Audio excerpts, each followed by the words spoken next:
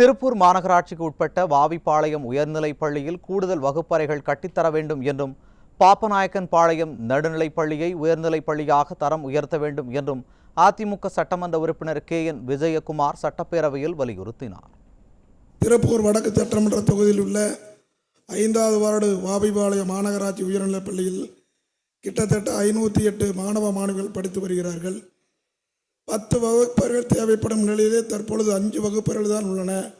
அது மட்டுமல்லாமல் இப்பள்ளியில் அருகே குடிசை மாற்று வாரியத்தின் மூலம் கிட்டத்தட்ட 2500 அடுக்குமாடி குடியிருப்புகள் கட்டப்பட்டு புதியதாக பயனாளிகள் குடிவந்துள்ளனர்.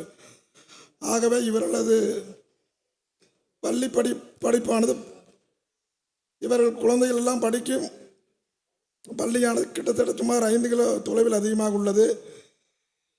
இனி வரும் அடுத்த ஆண்டு கல்வியாண்டிலே இந்த மாணவ மாணவியர் அனைவரும் தங்களது குடியிருப்பின் அருகிலே உள்ள இப்பள்ளியில் சேர விருப்பம் நிலையில் கூடுதல் வகுப்பறைகள் தேவைப்படுகிறது.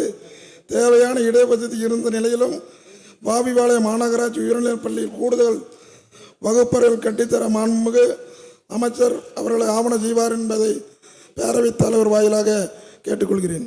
திருப்பூர் மாநகராட்சி பகுதி வார்டு 18 பாப்பநாயக்கம்பாளையம் நடுநிலைப் பள்ளியில் சுமார் 408 மாணவ மாணவியர் படித்து வருகின்றனர்.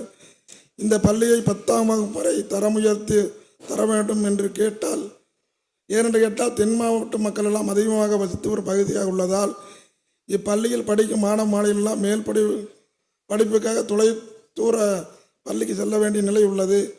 சரியான போக்குவரத்து இல்லாதனால் மிகவும் சிரமப்படுகிறார்கள். எனவே மாண்புமிகு அமைச்சர் அவர்கள் பாப்பநாயக்கம் மாநகராட்சி நடுநிலைப் பள்ளியை உயர்நிலைப் பள்ளியாக தரம் உயர்த்த வேண்டும் என்று மாண்புமிகு பேரவைத் தலைவர் வாயிலாக மாண்புமிகு அமைச்சரை கேட்டுக்கொள்கிறேன்.